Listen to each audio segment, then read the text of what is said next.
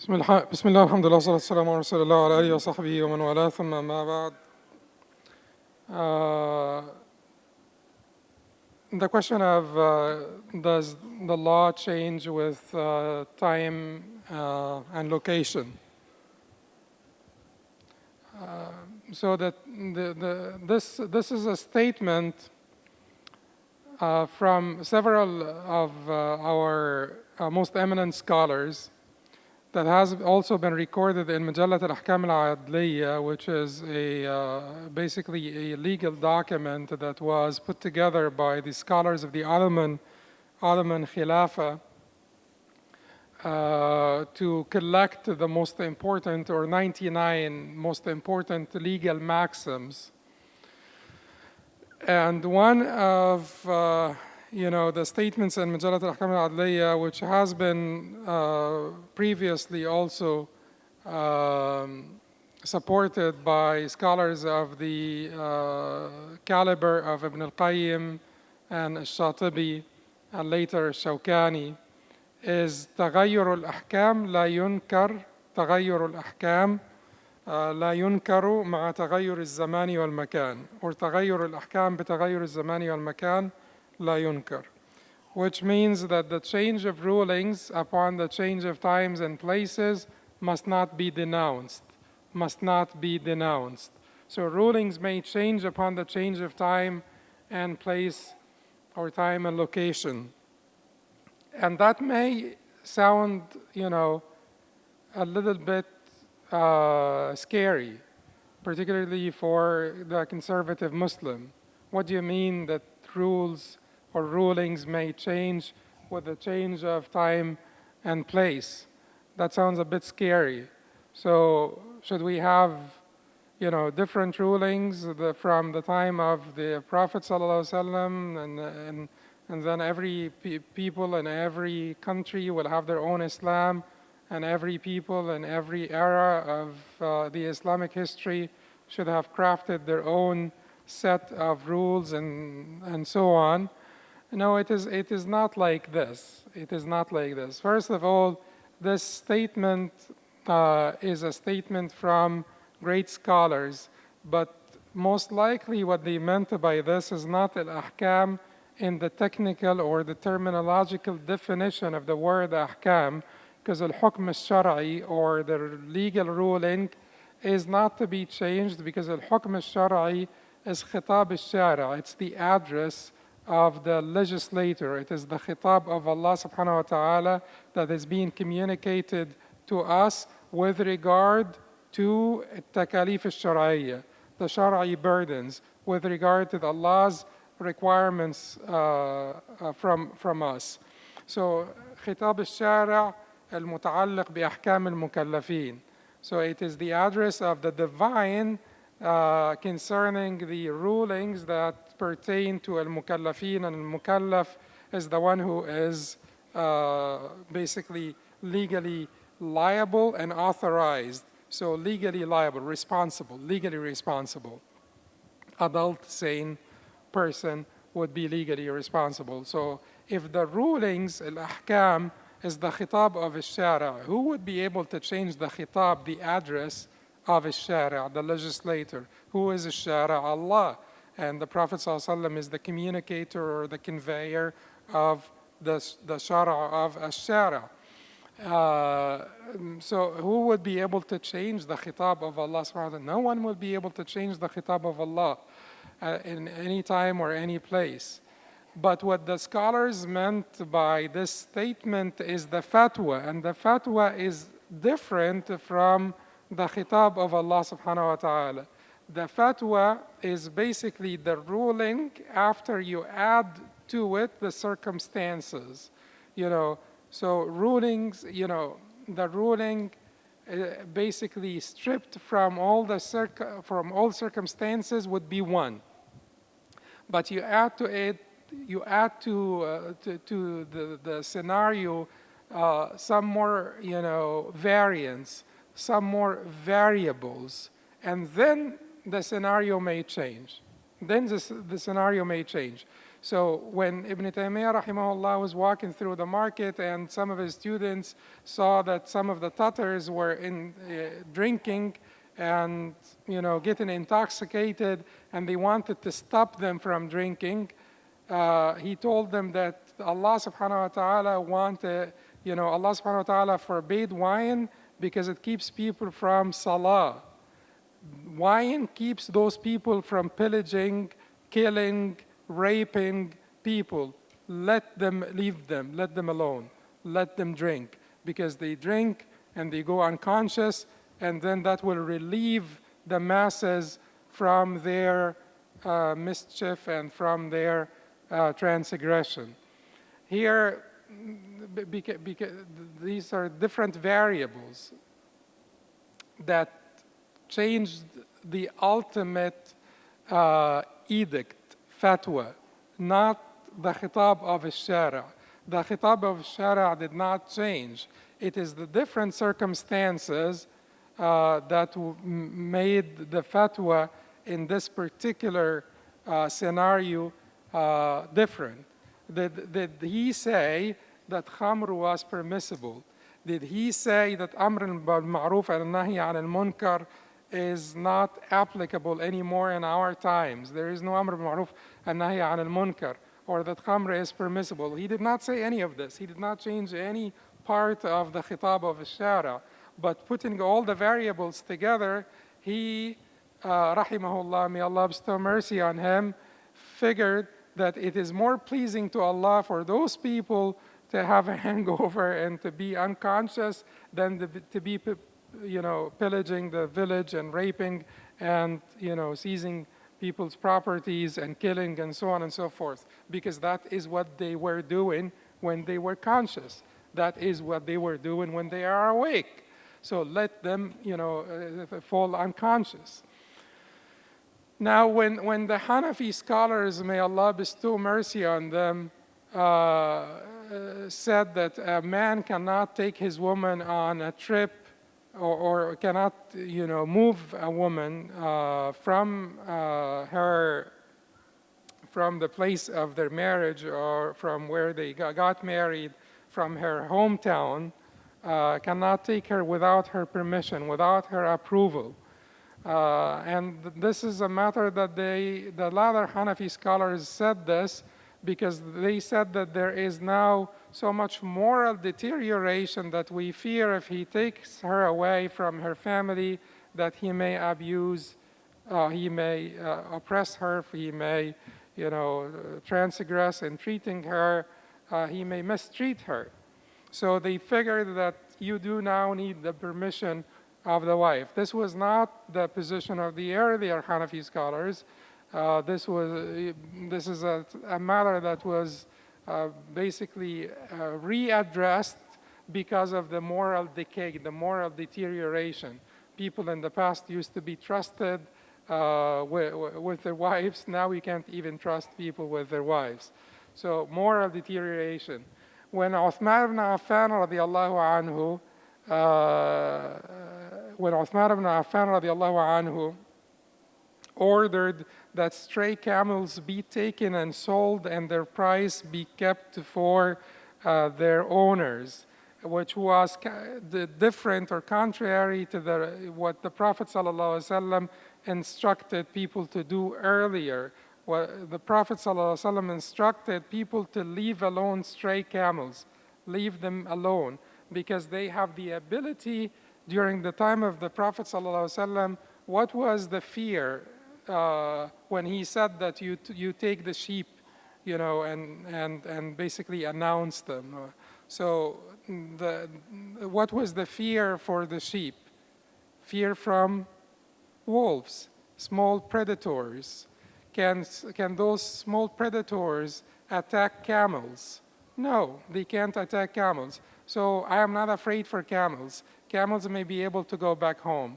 Camels, if they do not go back home, their owner will go back to where they left them, and their owner will be able to find them, and problem resolved. So the Prophet ﷺ said, leave them alone. مَعَهَا حِذَاؤُهَا وَسِقَاؤُهَا. The she-camel will have with her, her feet, and her water. So just leave them alone, don't take them. But when Uthman ibn Affan, during the time of Uthman ibn Affan, the Medina became a very cosmopolitan city. And there were a lot of people living in Medina during the time of Uthman ibn Affan. These are not the Sahaba during the time of the Prophet ﷺ, and the only fear that we will have will be from wolves or foxes or things like that. You are now afraid of people. Remember that Umar ibn Khattab spent 1 year during the Khilafah of Abu Bakr as-Siddiq as a judge, and he just got bored of it because he didn't have any work, didn't have any business. So he went to Abu Bakr as-Siddiq and said to him, this is not a job, there is no work. So, but this became a lot different. By the time of Uthman ibn Affan, Medina became cosmopolitan. And Uthman felt that now we fear from thieves, not just foxes and wolves. So did Uthman change the hukm al-Shari, the ruling? No, but there were now different variables that made Uthman change the fatwa. So if we go back, if we reset the conditions of Medina to the time of the Prophet, the ruling would still be applicable. And if there is a place where it is extremely safe, then you will reset it back to the original, the default ruling, which is what the Prophet ﷺ instructed people to do. But when you have those variables, those other variables, then the ruling may change. When Umar radiallahu anhu, and this may be somewhat controversial, but when Umar radiallahu anhu suspended the giving of zakat to those whose hearts are to be reconciled, of the non-Muslims, those whose hearts are to be reconciled could be non-Muslims or could be new Muslims. But Umar radiallahu anhu did not give non-Muslims from the zakat. He felt that Islam has become very powerful, dominant in the peninsula, that I don't need to give the chiefs of tribes to reconcile their hearts. That was not in Umar's understanding, whether you will agree or disagree with the suspension. But in Umar's understanding, he was not feeling that he has suspended Allah's address. He was feeling that there are variables. He was feeling that Allah's address is connected to a certain effective cause, illah, effective cause. There is a cause behind it. And the cause is linked to a hikmah, wisdom. And the hikmah is under the umbrella of maqasid al-Sharia, or the objectives of Sharia. Now, Umar radiallahu anhu felt that the illah is not anymore existent. The illah to give to those whose hearts are to be reconciled is not anymore existent. We were trying to reconcile the hearts of those chiefs of tribes because we wanted to basically spare the Muslims their harm. These were people that used to basically cause a lot of trouble to the Muslim caravans or Muslims that lived far away from Medina, and you wanted to sort of please them, appease them, so that they don't cause trouble and they don't cause corruption. But now we don't need to do this. He felt that the illah is not there anymore to give them from the money of the zakah under the category of al-mu'allafa qulubuhum. So the Shafi'i said that the zakah was never given to non-Muslims to begin with. All of the other madhahib said that it was given. The Hanafis decided to follow in the footsteps of Umar and said the suspension is permanent. The Malikis and Hanbalis said that the suspension was not permanent, but they did not fall to Umar radiallahu anhu, but they said that when the time comes when there is need to do this, then the original hukm will be basically will come back into action. The original, the default hukm, which is the permissibility of giving non-Muslims from the money of the zakah under the category of those whose hearts are to be reconciled. So all of these examples, these are examples on the change of fatwa, not the change of ruling. None of those greats meant they changed the address of Allah, because no one could do this. No one could do this. The Sharia is basically complete and has been completed and perfected before the Prophet departed. Sallallahu alaihi wasallam. اليوم أكملت لكم دينكم وأتممت عليكم نعمتي ورضيت لكم الإسلام دينا. Today I have perfected your deen for you, completed my favor upon you, and I have chosen Islam for you as a religion. So it is complete. Now, so when we talk about those fatwa, we're not talking about the foundations of Islamic teachings. We're not talking about aqidah. Aqidah would never change with the change of time and place. The basic teachings of Islam will never change with the change of times and place, which is usul al-Deen. The devotional acts, well, we can talk about how you will pray, when aboard an aircraft, or how you will if you are in the space and on like a space station, how you will be able to pray. But this is not change. This is adaptation to different times and places. We're talking about like a real change.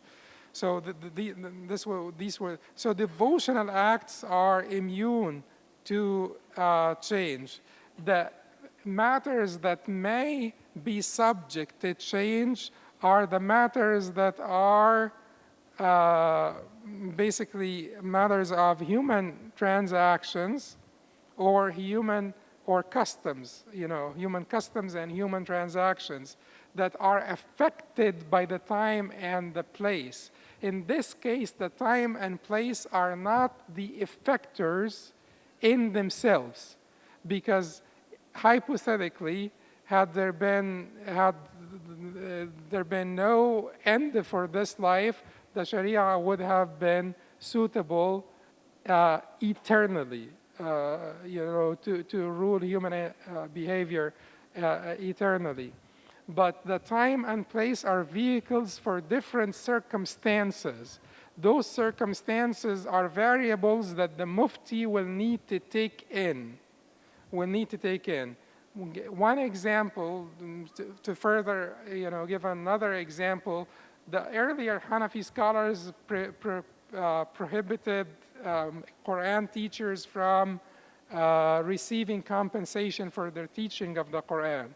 The circumstances at the time were such that the Quran teacher were getting some stipend from the state, and they were supported, they were maintained by the state to an extent where they were sufficed. So the Hanafi scholar looked at this and said, we don't think that they should be taken to honor the Quran, to elevate the Quran above being taught for compensation. No Quran teacher may receive any compensation for their teaching of the Quran. This should be a completely devotional act. This should be completely for the sake of Allah subhanahu wa ta'ala. Later on, when the state was not basically maintaining those teachers anymore, the Hanafi scholars, they reversed the position, the earlier position of the madhab, and they allowed the Quran teachers to receive compensation. The principle that they were going by in the earlier Hanafi scholars were going by was what? Honoring the Quran. The latter Hanafi scholars, what they were concerned, they were more concerned with preserving the Quran. Now we're not talking about honoring the Quran, we're talking about preserving the Quran. Those teachers are not anymore maintained by the state, and they either teach or they find a job basically to support themselves and their families. And if they go and find the job to support themselves and their families, the knowledge of the Quran will be lost, and we will not have enough teachers to put in enough time into learning and teaching the Quran to the children and generations to come, and the knowledge of the Quran will be lost. So now let's preserve the Quran, and let's allow the teachers to take compensation, because otherwise we may lose much of the knowledge of the Quran.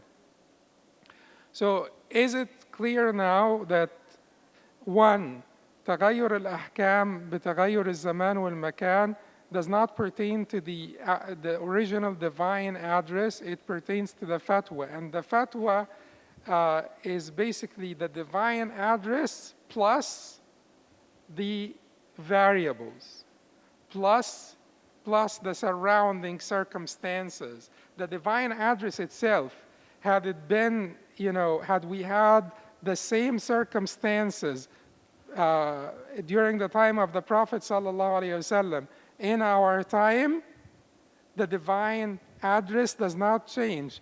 Time and place do not have the power to change the divine address. However, it is the surrounding circumstances, those variables, that will change the edict to the fatwa, because the fatwa must take in consideration all of the other effects and all of the other circumstances that will affect the final ruling, or the final edict. Can you say that this affected the divine address? No, the divine address itself is attached to a illah. If this illah is not present anymore, then the divine address is not applicable to this scenario anymore. And then we must look for another divine address that would be applicable to this scenario. So think of what Umar thought of when he suspended سهم المؤلفة قلوبهم, or given the non-Muslims from Zakat to reconcile their hearts. He was not saying, I will suspend now the hukm of Allah.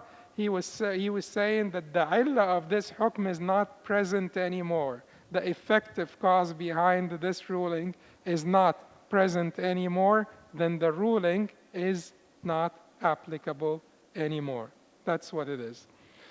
So it is, and the other thing that we should just remember, that this is not applicable in the area of aqa'id, this is not applicable in the area of adab, this is not applicable in the area of, the purification of the heart. This is applicable in the area of fiqh al-mu'amalat, in particular, where those transactions, fiqh al-mu'amalat, and to some extent customs, mu'amalat and custom, al-adat, where the circumstances, where people's customs become consequential, affect the ruling because they affect the illah, the cause behind the ruling.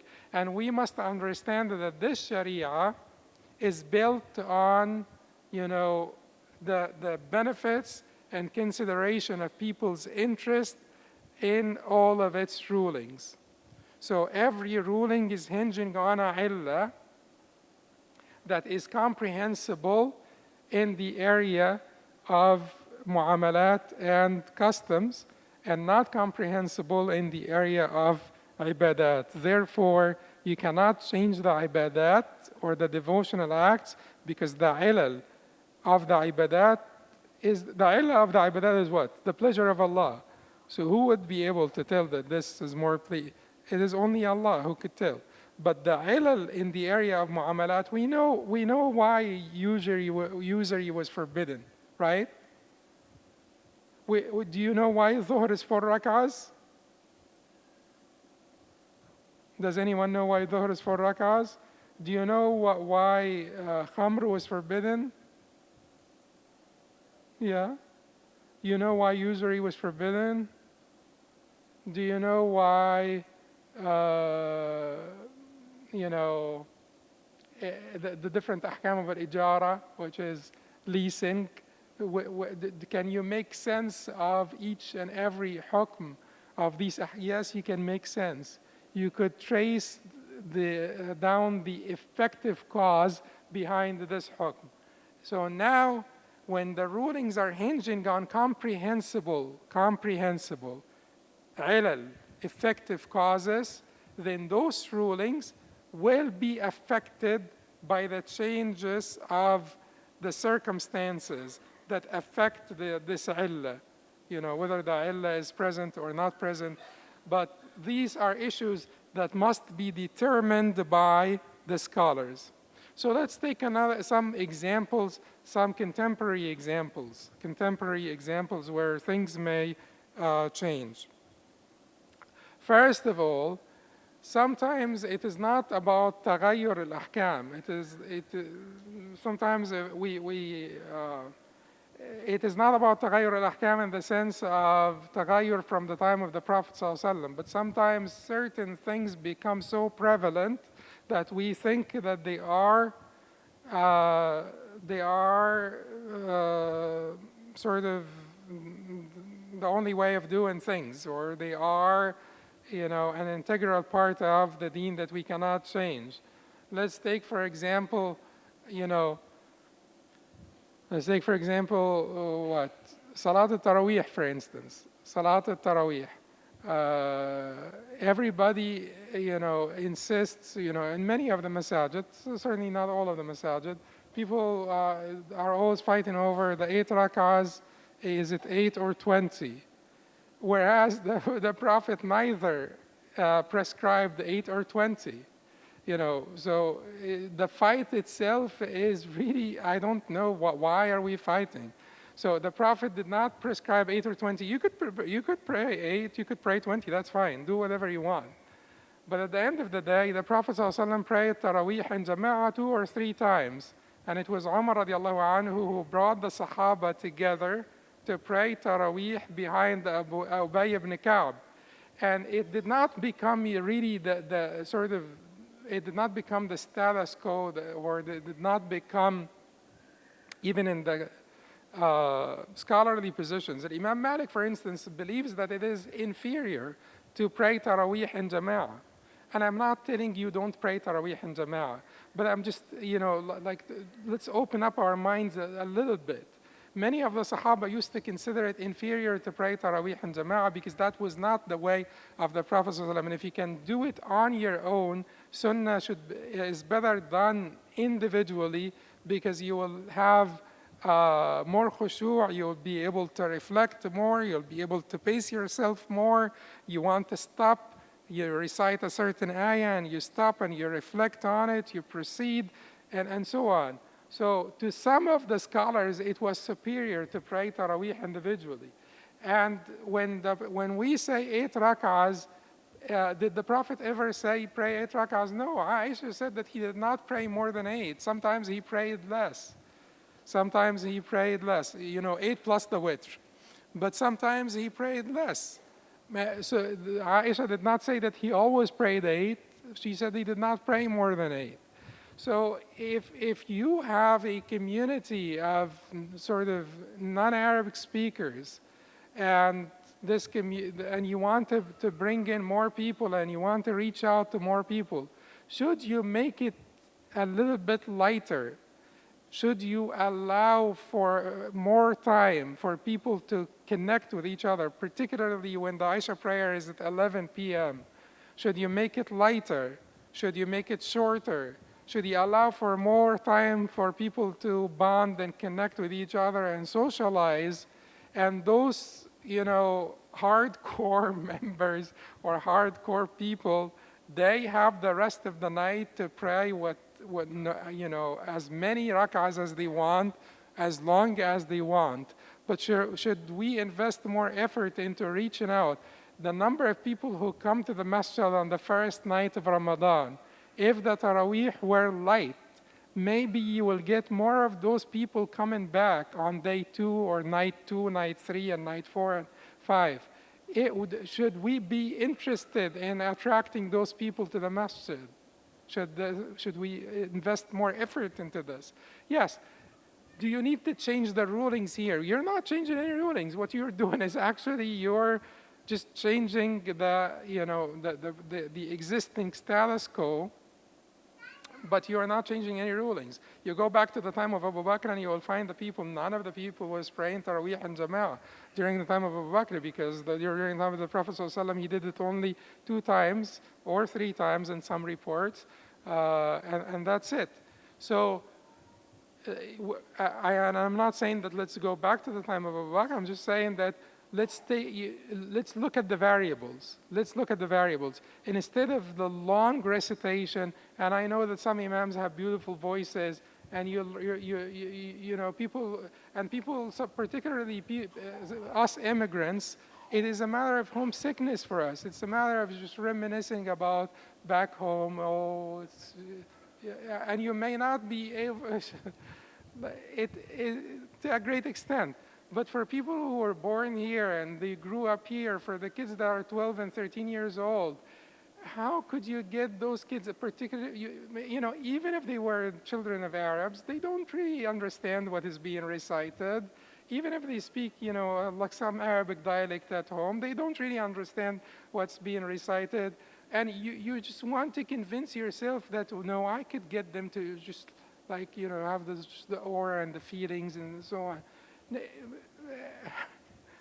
And I'm not saying that we should make it, you should just recite one verse and go to ruku', but make it reasonable and make it slower, so you allow for people to glance at the meanings, which I believe to be permissible, to glance at the translation while you're reciting, so that they could connect. They could also reflect on the meanings, because that is helpful, so that they don't get just tired of listening to some recitation that they do not understand. None of this is as a matter of changing of anything that the Prophet ﷺ came with. It's just changing the way we're doing things. But sometimes it is not. Sometimes it is. We go a little bit.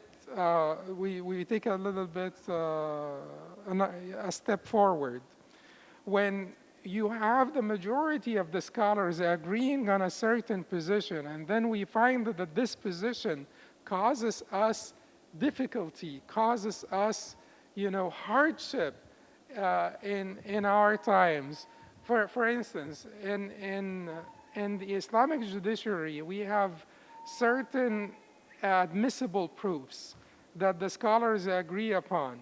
The scholars agree upon certain admissible proofs, which is basically admission, acknowledgement, iqrar, or admission, confession, i'tiraf, or the 2 witnesses, or one witness and 1 oath, or 4 witnesses in some cases, and the nukul, which is basically declining to take an oath.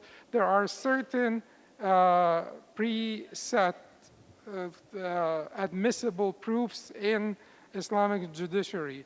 But nowadays, with the advances in forensic medicine, with the advances of forensic investigations in general, will we basically make use of those corroborative evidences, those qara'in? Would we make use of the DNA? Would we make use of the fingerprints? Would we make use of all of these things or not? And you don't need to change anything here. You just need to go back and look at the controversy over the usage in Islamic judiciary of admissible proofs, and you will find luminaries like Ibn al-Ghars from al-Hanafiyya, Ibn Farhun from al-Malikiyya, Ibn al-Qayyim and Ibn Taymiyyah from the Hanabila, who supported, assertively, forcefully, they supported the use of corroborative evidences, and they said that the evidences in Sharia are not limited to those admissible proofs that the fuqaha spoke about, that there is a clear text of revelation supporting their use, but any evidence that will bring about confidence in the conscience of the judge that this took place or did not take place, would basically pave the way for the establishment of justice, should be accepted in Islamic courts as an admissible proof. Here in this case, the changes of time compel us to re-examine this issue, And Islamic judiciary, if Islamic judiciary failed to incorporate forensic investigations and forensic medicine into the admissible proofs, we will continue to have troubles, we will continue to have those, weird cases you hear about, on CNN, this judge in this Islamic country or that Islamic country did this despite the presence of that or that, we'll continue to have troubles. And it is not just about, it is not about pacifying others. It's about our own interest as an ummah, because it is important for us as an ummah. It says time up, right? Time's up. So can I take 5 more minutes? Huh? 5 more minutes? Okay. So it is for our own interest as an ummah. We have to re-examine these issues for our own interests as an ummah. There are multitudes of other issues that we need to re-examine. We need to re-examine sometimes also when it comes to the change of rulings. It is just about terminology sometimes. Because when we talk about surah, the Prophet's prohibition of surah, surah means what? Means picture. Does this apply to photographs just by the linguistic analogy? Linguistic analogy does not need to fulfill the criteria of a fiqhi analogy.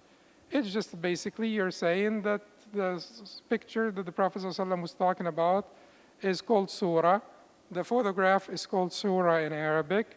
This is surah, then photographs are prohibited because the Prophet forbade tasweer and surahs.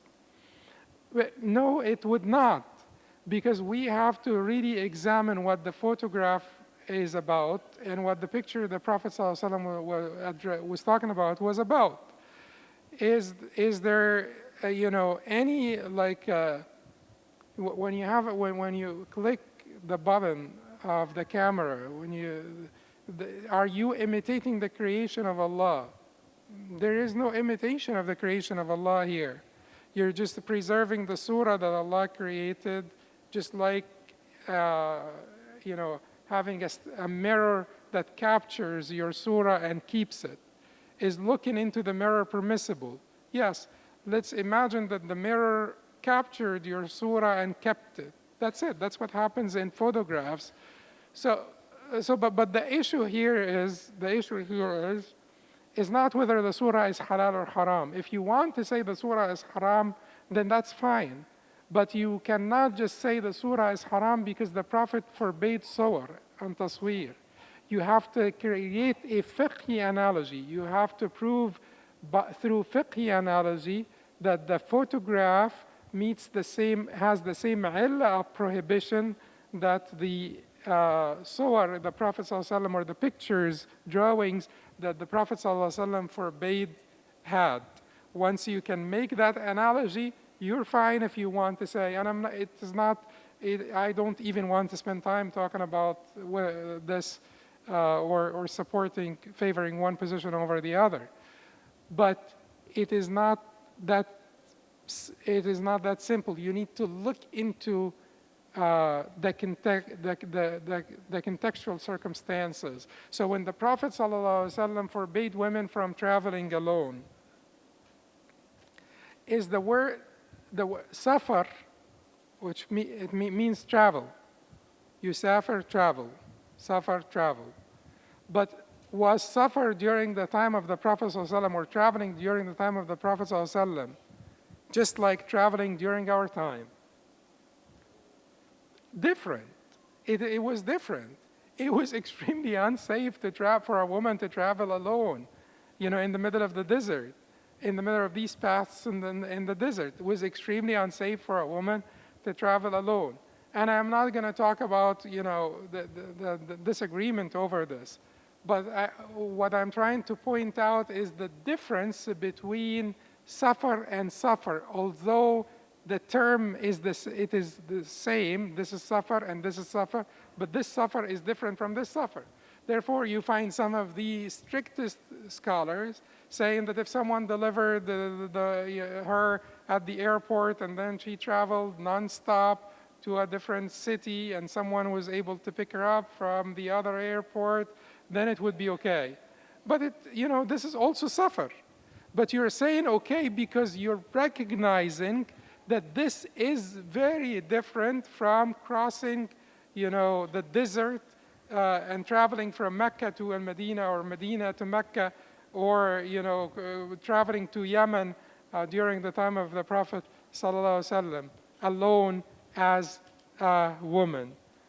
So these are things that we need to examine. Sometimes the changes around us are very, very consequential.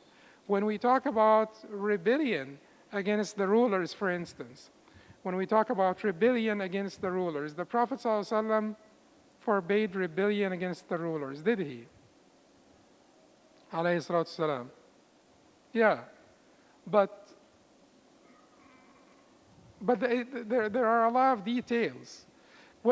So the rebellion that the Prophet ﷺ forbade, is this the rebellion? We have to examine certain things. Is this the populist revolution? Or is this the sectarian uprising against the ruler? Is this the armed, rebellion? Or is this the unarmed uprising by the people?